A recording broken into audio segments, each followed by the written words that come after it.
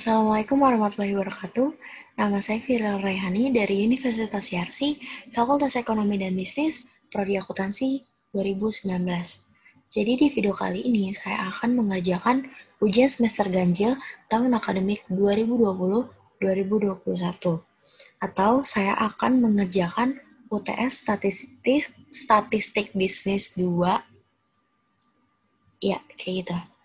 Nah, di soal yang pertama, saya diperintahkan untuk melakukan pengujian statistik deskriptif pada data statistik deskriptif. Nah, yang B, saya disuruh menjelaskan atau menginterpretasikan output statistik deskriptif yang tersaji pada video. Di sini saya sudah punya datanya. Di sini sudah saya transform jenis kelaminnya, tapi belum saya isi value-nya. Kita isi dulu. Yang pertama ada laki-laki. Yang kedua ada perempuan. Nah, setelah ditransform seperti ini, kita akan membuat diagram batang terlebih dahulu. Kita klik Graphs, Regency Dialog, Bar, Simple, Data in Chart R-nya kita pilih yang Summarize for Group of Cast, Define, terus kita masukin jenis kelamin, klik kategori Axis, oke, akan muncul outputnya seperti ini. Dapat kita lihat dari 15 orang karyawan, laki-laki sebanyak 8 orang, dan yang perempuan sebanyak 7 orang. Selanjutnya kita akan membuat diagram pie. Caranya seperti tadi, tapi kita pilih yang pie di sini. Data in chart R-nya masih yang summarize for group of cast. Lalu masih jenis kelamin. Klik OK. Akan muncul seperti ini. Interpretasinya sama seperti yang ini. Di sini lebih dominan ke laki-laki daripada yang perempuan karena emang laki-laki tadi jumlahnya 8 orang dan perempuan 7 orang. Selanjutnya kita akan menguji data histogramnya. Regency Dialog, histogram. Kita tidak akan menggunakan variabel jenis kelamin lagi, melainkan kita akan menggunakan variabel gaji. Kenapa? Karena variabel ini jenis datanya tersebar secara acak. Lalu klik OK aja, akan muncul seperti ini. Dapat dilihat gaji terendahnya 160.000 sebanyak 2 orang dan gaji tertingginya ada 245.000 di sini. Lalu kita akan mendeskripsikan data-data melalui rata-rata, standar deviasi, dan range. Pertama kita klik Analyze, Descriptive Statistik, Descriptive, lalu kita masukkan semua variabel, klik Option, kita klik Mean, Sum, standar deviasi, variance, dan range. Oke, klik OK, akan muncul seperti ini. Nah, dari jumlah sampel N sebanyak 15 orang karyawan dengan usia maksimum 22 tahun dan maksimumnya 39 tahun dengan data keseluruhan 469 dengan rata-rata 31,27, standar deviasinya 5,934 dan variansnya 35,210.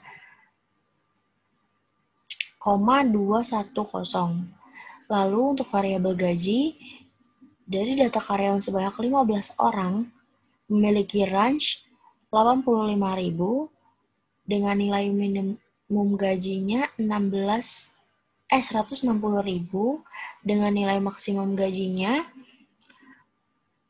245.000 dengan jumlah keseluruhan gajinya 3.028.000 dengan rata-rata gaji sebesar 201.866, standar deviasinya 21.616, dan variansnya ada 467.267. Selanjutnya kita akan mendeskripsikan bagian frekuensinya. Caranya seperti tadi, analyze, descriptive statistic, tapi kita pilih yang paling atas nih, yang frekuensi. Tujuannya untuk memperoleh nilai persentase data responden. Jadi itu nanti bakal ada tabel, dan di tabelnya akan ada persentasenya gitu. Nah, di sini kita masukin jenis kelamin, usia, lalu gaji. Kita klik OK. Akan keluar seperti ini, ada 3 tabel. Ada 4 tabel. Yang pertama yang ini, jenis kelamin 15, usia 15, gaji 15, dan missingnya 0, berarti ini semuanya valid, nggak ada yang missing. Lalu ada tabel jenis kelamin di sini. Dari jumlah sampel 15 orang karyawan, dengan jumlah pria sebanyak 8 orang, dan laki perempuan sebanyak 7 orang. Nah, di sini, ada laki-laki, frekuensinya 8 orang, dengan nilai persentase 53,3%. Lalu di sini ada perempuan sebanyak 7 orang, dengan nilai persentase 46,7%. Totalnya 15 dan persentasenya 100%. Berarti totalnya udah benar, valid. Lalu di sini ada usia. Karyawan dengan usia 22 tahun sebanyak 2 orang dengan nilai persentase 13,3%. Lalu di sini juga sama seperti selanjutnya, ada karyawan dengan usia 30 tahun sebanyak 1 orang dengan nilai persentase 6,7%. Dengan total 15 semuanya nggak ada yang missing, dan total persentasenya juga 100%. Lalu pada kotak gaji atau pada tabel gaji karyawan paling rendah 160.000 sebanyak 1 orang dengan nilai persentase 6,7%. Lalu di sini juga ada gaji sebanyak 200.000 sebanyak 2 orang dengan nilai persentase 13,3%. Lalu di sini juga ada 210.000 sebanyak 4 orang dengan jumlah persentase 26,7%. Nah, frekuensinya ini kalau di total 15, berarti karyawannya valid semua, nggak ada yang missing, dan persentasenya juga 100%.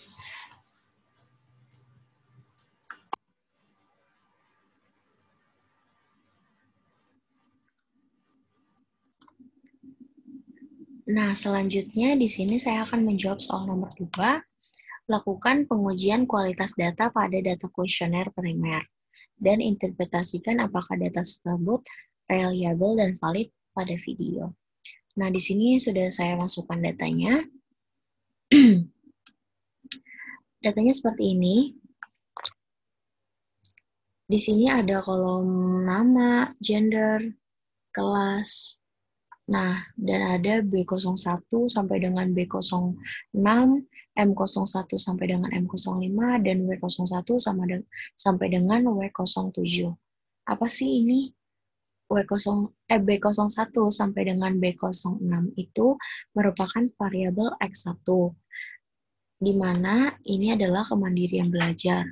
Terus ada M1 sampai dengan M5 adalah X2 yang merupakan motivasi berprestasi, dan di sini juga ada W01 sampai dengan W07, di mana ini adalah variabel Y atau variabel dependen terhadap presentasi praktikum aplikasi SPSS pada mahasiswa Universitas Yarsi Prodi Akuntansi Angkatan 2019. Nah, di sini kan ada angka-angka nih kayak gini nih. 5, 3, 4, 2, ada yang 2 nggak? Ada yang 2, 1. Ini tuh maksudnya apa? Gitu kan. Ini merupakan hasil dari kuesioner yang telah kita isi, yang telah diisi oleh responden. Jadi kan kalau misalkan kita ngisi kuesioner itu kan ada kayak disuruh pilih tuh 1-7. Jadi tuh kalau misalkan kita isi kuesioner kan biasanya kan ada kayak pilihan gitu kan 1-5. Kita tuh mau ngisinya tuh yang mana.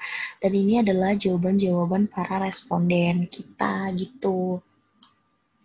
Nah, sekarang kita langsung aja ke uji data kuesioner atau primer. Pertama kita klik analyze, terus kita klik scale, reliability analysis. Lalu di sini kita akan ngeblok B1, B2, B3, B2, B3, B4, B5, B6. Kita masukin item, statistik. Nah, di sini kita masukin scale if item deleted. Continue. Oke. Nah, akan keluar seperti ini outputnya. Lalu kita akan melakukan hal yang sama untuk yang M dan W. Analyze, scale, reliability. Ini kita keluarin dulu ya teman-teman. Nah, kita baru masukin yang M1 sampai dengan M5. Statistik, scale if item deleted, continue. Oke. Nah, lalu kita akan masukin yang W sekarang. Analyze, scale, reliability. Ini kita keluarin. Kita masukin yang W sekarang. Aduh.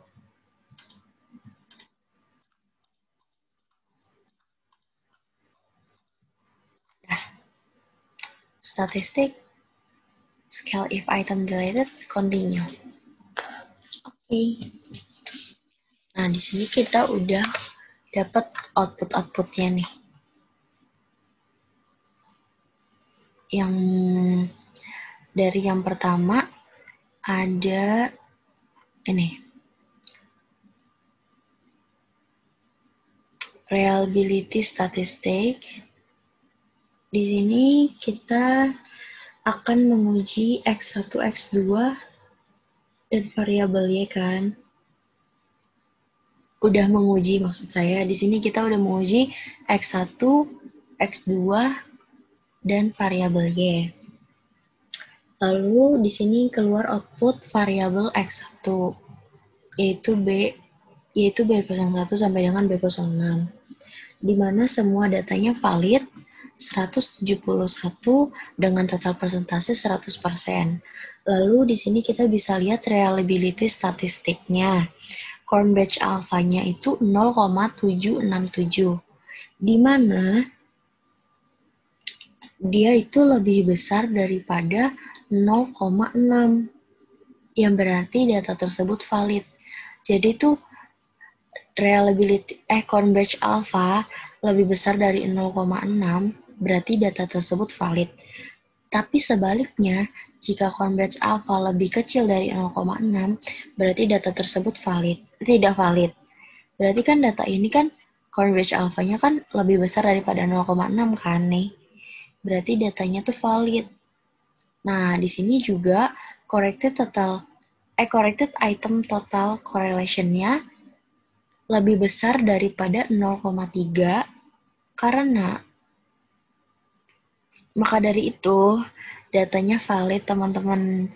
Jadi kan ini kan semuanya di atas 0,3. Jadi data ini valid. Lalu lanjut ke X2-nya. Variabel X2 bisa dilihat juga di sini totalnya 171 dan presentasinya 100%. Nah, kita bisa lihat reliability statistiknya juga ini corn batch alpha-nya 0,818, yang dimana lebih besar daripada 0,6. Artinya, datanya valid. Lalu corrected item total correlation-nya semua di atas 0,3, yang artinya juga valid. Lalu kita ke variabel Y-nya. Di sini juga ada totalnya 171 dan persentasenya 100%.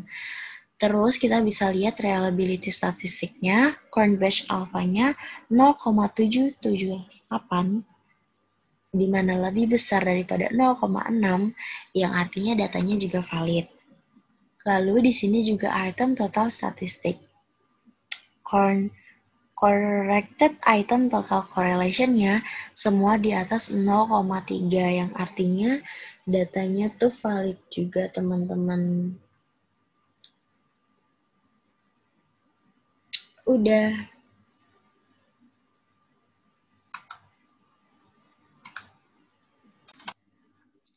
Selanjutnya, saya akan menjawab soal nomor 3. Lakukan data pengujian asumsi klasik, data primer, uji normalitas pada data kuesioner primer, dan apakah data tersebut berdistribusi normal. Dan jika berdistribusi normal, jelaskan dengan analisis grafik histogram, normal PP plot, dan one sample Kolmogorov Smirnov pada video. Nah, di sini sudah saya masukin datanya ke dalam SPSS, dan sudah ada yang saya total. Variabel X1 udah saya total, dan X2 juga udah, dan yang belum adalah variabel Y. Di sini saya akan memberitahu caranya gimana cara mentotal di SPSS ini.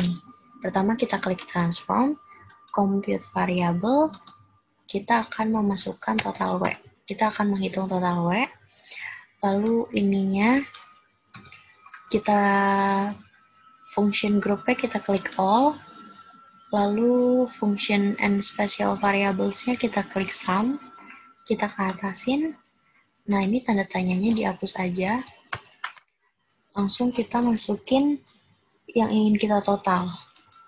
W01, P koma, P02 dimasukin koma, P03 koma, P04 koma, P05 koma, P06 koma, P07 masukin, klik OK. Nah, setelah di total, kita akan ke variable view, lalu kita akan tulis label di sini. Di total B adalah kemandirian belajar.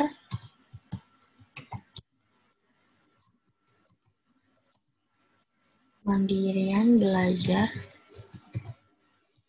Di total M kita akan tulis label motivasi berprestasi. Lalu di total W kita akan menulis label prestasi terhadap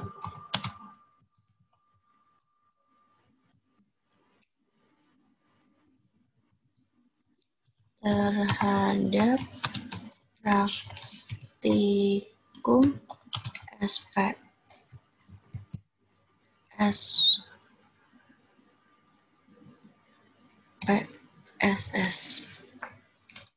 Nah, jangan lupa semua total itu diganti dengan scale.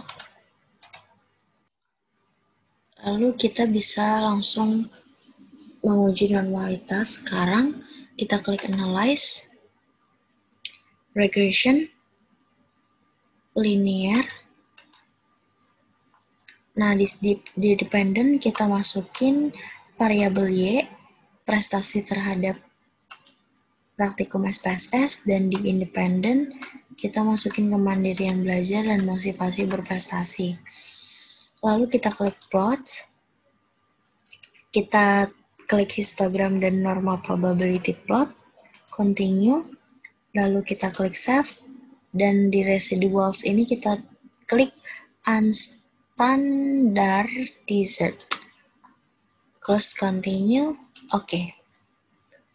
Akan muncul outputnya seperti ini. Nah, selanjutnya kita akan menguji OneSampleKS. Kita klik Analyze, lalu Non-Parametric Test, Latency Dialog, dan OneSampleKS. Nah, di sini kita bisa masukin variabel yang unstandardized ini ke test variable, oke, lalu akan muncul seperti ini.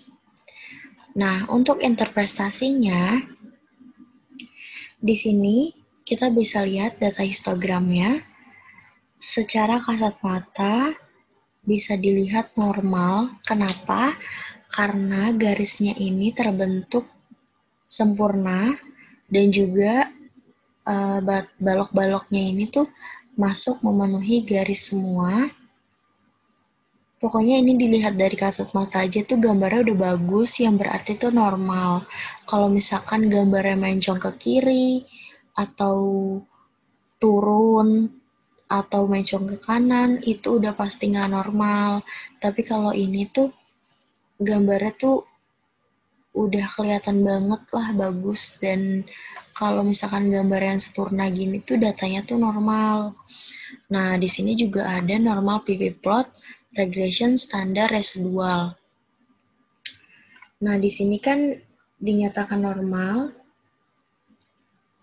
jika distribusi data residual normal, maka garis yang menggambarkan data sesungguhnya mengikuti garis diagonalnya. Jadi kan ini garis diagonalnya nih yang lurus asli. Nah, ini kan data-datanya nih. Ini kan datanya ngikutin dari diagonal kan. Berarti data ini juga normal. Yang nggak normal tuh gimana? Kalau misalkan yang garis-garis titik-titik ininya itu kayak terlalu jauh dari diagonalnya. Kayak malah mensong ke sini, baru nyambung lagi, misah lagi gitu. Tapi kalau ini hampir semuanya tuh kayak ngikutin garisnya gitu loh. Berarti ini tuh normal juga. Nah, dua data ini juga belum tentu akurat. Walau kasat mata udah terlihat normal. Tetapi kalau mau lebih akurat lagi, kita bisa menguji OneSampleKS-nya yang ada di sini. Nah, dengan menguji OneSampleKS ini membutuhkan nilai ASYMP sigtotal lebih besar dari 0,05. Maka nilai residual dalam regresi terdistribusi normal. Nah, di sini kita bisa lihat ASYMP sigtotalnya itu 0,074, yang dimana lebih besar daripada 0,05, yang artinya nilai residual dalam regresi terdistribusi itu normal. Jadi, udah pasti semua data ini tuh semuanya normal.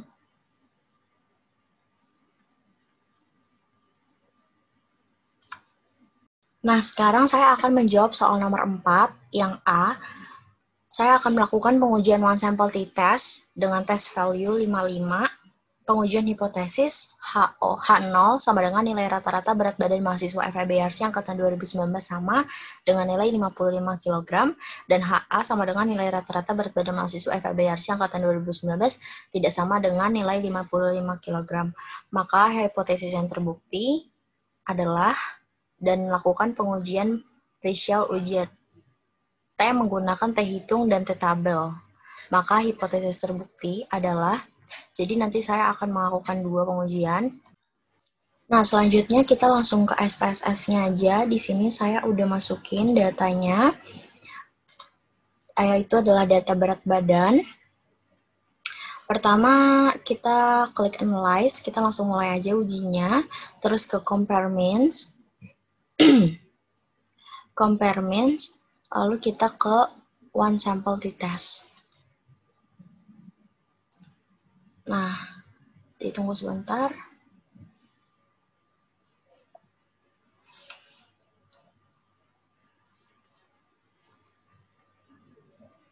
Habis itu kita masukin berat badan. Terus kita masukin test value-nya 55. Klik OK. Akan muncul output seperti ini. Nah, di table one sample t-test ini diperoleh hasil dan nilai rincian nilai statistik dengan nilai N sebanyak 10 orang dengan rata-rata 59,00, standar deviasinya 7,379, dan standar error means-nya ada 2,33. Lalu untuk table one sample test-nya diperoleh nilai T hitung sebesar 1,714 dan DG of freedom-nya 9, signifikan totalnya 0,121, main difference-nya 4,000, dan di sini ada 95% confidence interval of the difference, yang lower ada minus 1,28 dan yang upper ada 9,28. Nah, mengambil keputusan nilai signifikan itu, nilai signifikan total, ini kan kita di sini di signifikan total yang kita dapatkan di output adalah 0,121, di mana yang artinya lebih besar daripada 0,05. Maka H0 diterima dan HA ditolak. Lalu kita juga bisa mengambil keputusan melalui T hitung dan T tabel. Di sini kita udah punya T tabelnya. Cara menggunakan T tabel ini itu rumusnya itu alpha dibagi 2 DG of freedom. Nah, alfanya itu kan tadi kan 0,05 dibagi 2 itu 0,025. Nah, berarti ini kan 0,025. Terus tadi kita dapatin DG of freedom-nya itu 9. DG of freedom tuh yang ini ya. Nih, DG of freedom. Nih, 9. Nah, berarti kita cari 9 di sini. Ini DG of freedom 9. Nah, di 9 yang kotak di sini. Nah, yang kotak di 0,025 berarti kita dapetin 2,26216. Yang dimana lebih besar daripada T hitungnya. Berarti T hitung lebih kecil dari T tabel yang artinya H0 diterima dan HA ditolak. Itu sama aja ya, hasilnya tuh sama. Jadi tuh kita tuh bisa ngambil dua kesimpulan dari yang nilai signifikan total sama T tabel T hitung, tapi kita hasilnya tuh sama. Jadi rata-rata sama dengan nilai acuan. Dapat kita ambil keputusannya bahwa nilai rata-rata berat badan mahasiswa FEBRC 2019 itu nilai acuan sebesar 55 kg.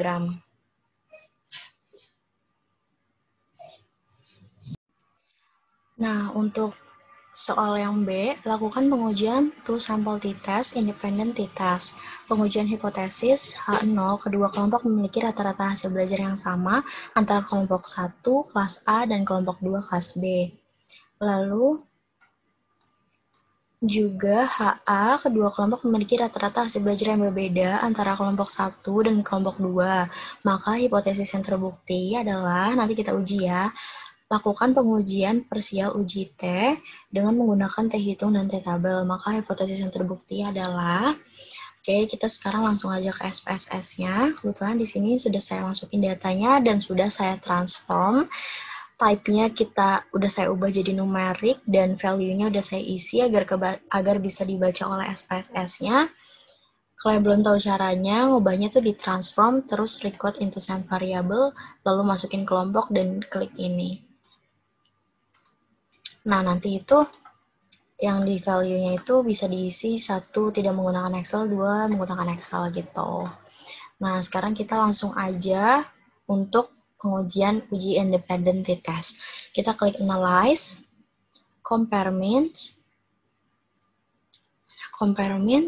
lalu Independent Sample t-test. Lalu kita masukin nilai ke test variable, lalu kelompok di grouping variable, lalu define groups, kita beri grup 1 itu kelompok 1, tapi kita tulis 1 aja, dan grup 2 untuk kelompok 2, tapi kita tulis 2. Continue, terus. Oke. Akan muncul outputnya seperti ini. Karena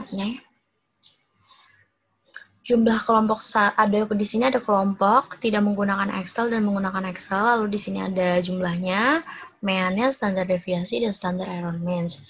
Untuk kelompok yang tidak menggunakan Excel sebanyak 15 orang dengan nilai rata-rata 82,27 dengan standar deviasi 7,658 dan standar error means-nya 1,977.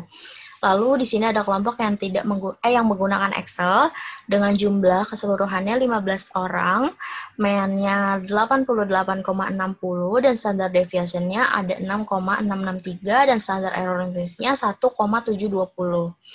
Nah, di sini aja kita bisa lihat kalau lebih bagus yang menggunakan Excel karena rata-ratanya lebih besar daripada yang tidak menggunakan Excel. Nah, lalu jadi hipotesis yang benar adalah kedua kelompok memiliki rata-rata hasil belajar yang berbeda antara kelompok 1 yang tidak menggunakan Excel dan kelompok 2 yang menggunakan Excel. Karena kan rata-ratanya beda nih, 82,27 sama 8860. Oke, sekarang kita ke independent sample t-test-nya. Ada equivariant assumption-nya, terus di sini ada nilai frekuensinya 0,310, lalu ada nilai signifikannya 0,582, t-hitungnya minus 2,416, degree of freedom-nya 28, signifikan totalnya 0,022, terus ada mean difference-nya minus 6,333, standar error difference-nya 2,621, lalu 95 confidence interval of the difference-nya yang lower ada minus 11,702, yang upper-nya ada minus 0,965. Nah, di sini bisa kita lihat nilai signifikan totalnya kan 0,022, yang dimana lebih kecil daripada 0,05. 0,05 itu kan standar itunya kan. Nah, berarti dapat diambil keputusan H0 ditolak dan HA diterima, yang menunjukkan adanya perbedaan rata-rata belajar mahasiswa kelompok 1 dan kelompok 2. Berarti dapat disimpulkan dari output ini adanya perbedaan dari yang tidak menggunakan Excel dan yang menggunakan Excel. Nah, kita juga bisa lihat, kita juga bisa ambil keputusan dari t-hitung dan t-tabel. Kita bisa lihat di sini t-hitungnya minus 2,416 dan df-nya ini 28. Ini minusnya dihilangin aja, terus kita langsung ke t-hitung ya. T-hitung tadi kan rumusnya masih sama. T-tabel itu tadi rumusnya masih sama. Alfa dibagi 2, 0,05 dibagi 2, 0,025. Degree of freedom-nya 28. Jadi kita cari yang 28, degree of freedom-nya.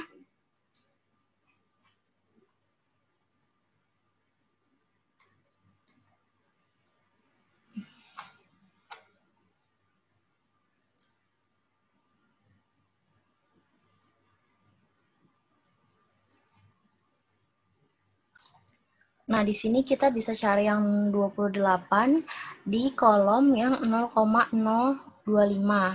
Berarti kolom ini. Yang 28 berarti 2,04841. Yang dimana t-hitungnya itu lebih besar daripada t-tabel.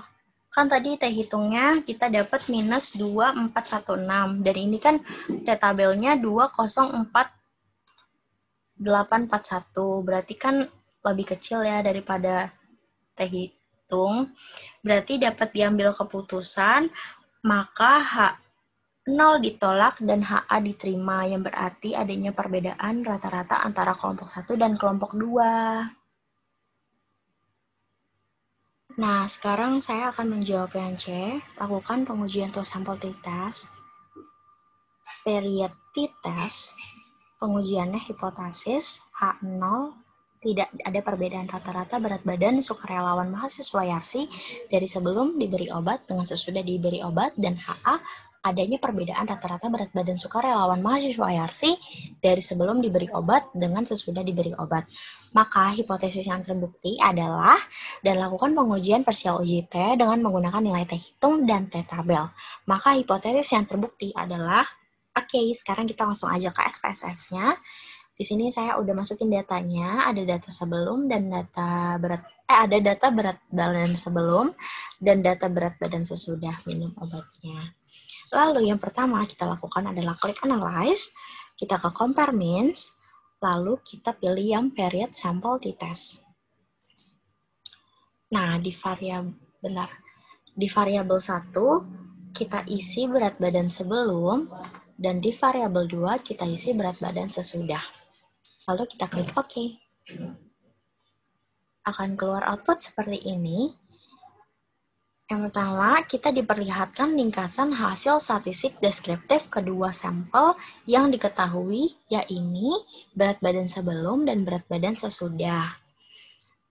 Nah, berat badan sebelumnya itu dengan nilai rata-rata 6,81 dan jumlah keseluruhannya ada 16 dengan standar deviasi 6,6656 dengan standar error means-nya 1,664 dan berat badan sesudahnya ada nilai rata-ratanya 61,94 dengan jumlah keseluruhan 16 dengan standar deviasi 6,403 dengan standar error means-nya 1,601. Lalu untuk yang kedua, menunjukkan hasil kolerasi hubungan kedua data berat badan sebelum dan sesudah dengan jumlah sampel. Berat badan sebelum dan berat badan sesudah dengan jumlah keseluruhan 16 dengan nilai correlation 0,899 dengan nilai signifikan 0,000 yang artinya lebih kecil daripada nilai probabilitasnya yaitu 0,05. Berarti dapat disimpulkan adanya perbedaan hubungan variabel berat badan sebelum dan berat badan sesudah diberi obat. Nah, langsung aja kita ke period simple t-test-nya. Di sini bisa kita lihat ada berat badan sebelum dan berat badan sesudah dengan nilai rata-rata 4,875 dengan standar deviation-nya 2,941, standar error means-nya 0,735, dan di sini ada 95% confidence interval of the difference-nya, yang lower ada 3,308, dan yang upper ada 6,442 dengan nilai T hitungnya di sini ada 6,630, degree of freedom-nya 15, signifikan totalnya 0,000. Nah, di sini kan signifikan totalnya itu 0,000, yang dimana lebih kecil daripada 0,05. Berarti H0 ditolak dan HA diterima. Itu hipotesisnya ya. Hipotesisnya H0 ditolak dan HA diterima. Lalu kita akan melakukan pengujian juga pada T hitung dan T tabel. T tabel masih sama rumusnya. Kayak tadi, alfa dibagi 2, berarti kan alfanya 0,05 dibagi 2, 0,025, degree of freedom-nya 15. Nah, berarti di sini 15, yang ini 0,025, berarti yang ini 2,13145, yang dimana lebih kecil dari T hitung. T hitungnya tadi kita dapetin itu 6,630 ya, berarti T hitung kan lebih besar, T tabel lebih kecil. Yang artinya H0 ditolak dan HA diterima. Sebenarnya ini tuh keputusannya tuh sama antara signifikan total yang di output ini sama yang tabel T hitung. Jadi gitu ini cuma pengen nyamain aja, ini tuh datanya tuh valid atau enggak kayak ini tuh udah bener atau belum gitu. Jadi pokoknya terakhir, kesimpulan terakhir dapat disimpulkan adanya hubungan variabel berat badan, adanya perbedaan antara berat badan sebelum dan sesudah. Nah, untuk yang terakhir, yang D, saya akan melakukan pengujian ANOVA satu arah atau one way ANOVA. Dengan pengujian hipotesis, H0 sama dengan rata-rata tekanan darah orang peminum obat X, Y, dan Z sama, dan HA rata-rata tekanan darah orang peminum obat X, Y, Z nggak sama. Maka hipotesis yang terbukti adalah, lalu saya akan melakukan juga pengujian simultan uji F dengan menggunakan F hitung dan F tabel. Maka hipotesis yang terbukti adalah, jadi di sini saya juga udah menyiapkan F hitung, F tabel. Nah, sekarang kita langsung aja ke ke SPSS-nya. Nah, di sini udah saya ubah type kelompoknya jadi numerik, udah saya transform, value-nya juga udah saya isi untuk 1 obat X, 2 obat Y, dan 3 obat Z supaya bisa terbaca oleh SPSS-nya. Lalu sekarang kita langsung aja uji ANOVA-nya. Kita klik Analyze, Compare Means, lalu di sini kita pilih One Way ANOVA. Nah, habis itu kita masukin tekanan darah di dependent list dan kelompok pasien di faktor. Nah, kita klik option di sini, lalu pilih descriptive, homogeneity,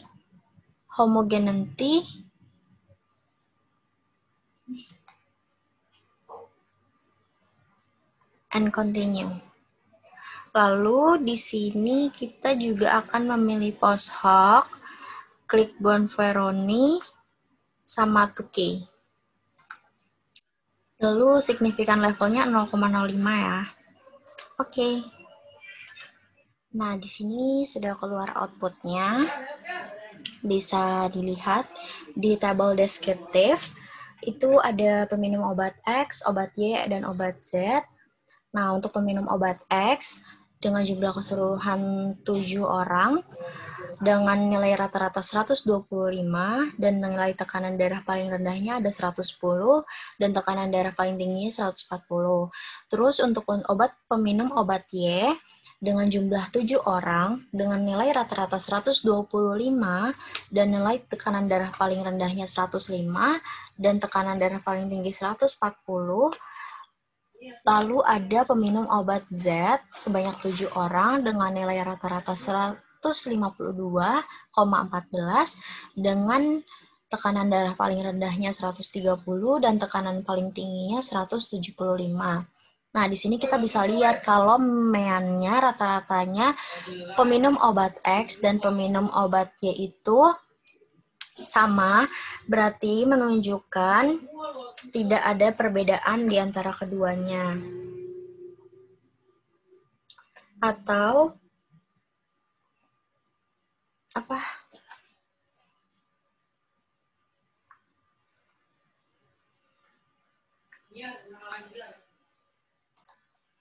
Nah, selanjutnya di sini sebelum kita uji ANOVA, kita harus melakukan atau melihat dulu test of homogeneity of variance-nya.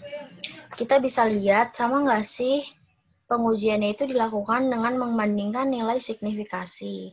Nah, di sini kita dapat nilai signifikasi 0,717, yang dimana lebih besar dari 0,05, yang berarti data tersebut itu mempunyai varian yang sama, bahwa dari ketiga kelompok pasien dengan tekanan darah tinggi tersebut memiliki varian yang sama. Jadi data ini sudah memenuhi syarat untuk pengujian one-way ANOVA. Lalu selanjutnya kita bisa lihat F tabel dan F hitungnya. F hitung itu jika lebih kecil dari F tabel, maka HO ditolak, H0 diterima, dan HA ditolak. Dan sebaliknya, jika F hitung itu lebih besar dari F tabel, H0 ditolak, dan HA diterima.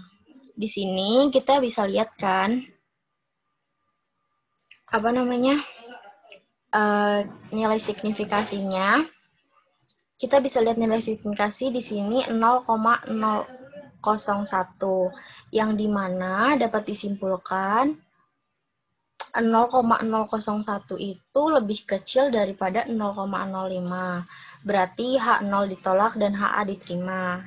Atau rata-rata tekanan darah orang peminum obat Y, X, dan Z berbeda, masing-masing memberi efek tekanan darah pada pasien berbeda-beda. Sekarang kita langsung aja menguji ke F tabel, F hitung. Nah, F tabel, F hitung itu caranya gimana? Nah, di sini kan degree of freedom ada dua. Ada dua nih, 1, 2. Yang pertama itu ada pembilang atau N1, dan yang kedua itu ada penyebut N2 atau 18. Kita bisa langsung aja ke tabel F tabelnya. Nah, di sini N1 tadi kita dapetin 2 dan N2-nya kita dapetin 18 ya. Nih, berarti 3,55.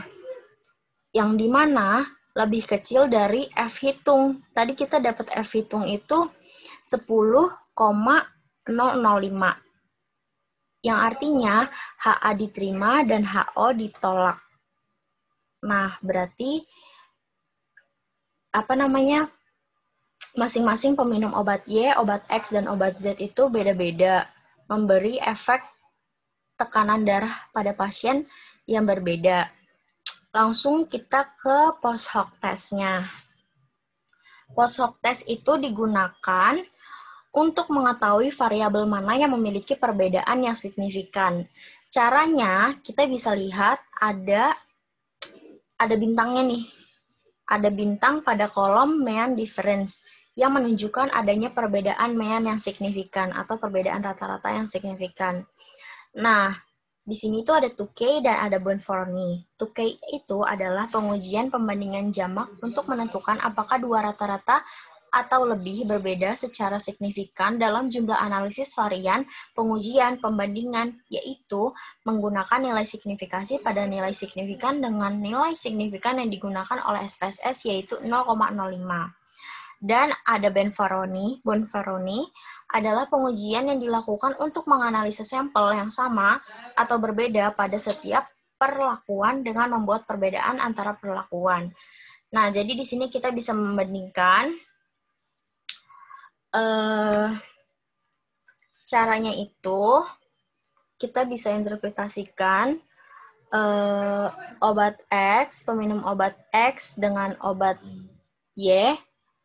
Main difference-nya itu kalau sama obat Y itu 0,00, yang berarti nggak ada perbedaan antara obat X dan obat Y. Tapi jika obat X dan obat Z itu di main difference-nya ada minus 27,143. Tetapi ada bintangnya, yang dimana jika ada bintangnya itu menunjukkan perbedaan mean yang signifikan. Jadi obat X sama obat Z itu berbeda, adanya perbedaan. Nah, selanjutnya juga di obat Y dibandingkan dengan obat Z, hasilnya 0,000, yang berarti tidak ada perbedaan di antara keduanya. Tetapi jika obat Y dengan obat Z, di sini juga ada bintangnya, berarti terjadi perbedaan mean yang signifikan. Begitu juga dengan Bonferroni, perbedaan obat X dan obat Y, obat X dan obat Z, itu tuh sama aja. Nah, di sini juga ada homogenesis subtest. Jadi subtest for alpha-nya itu ada 2, ada 1 dan 2. Di sini yang kelompok 1 ini terdapat data tekanan darah kelompok pasien peminum obat X dan obat Y dengan nilai rata-rata sama 125 yang menunjukkan tidak adanya perbedaan. Tetapi untuk di kolom yang kedua, rata-rata 152,14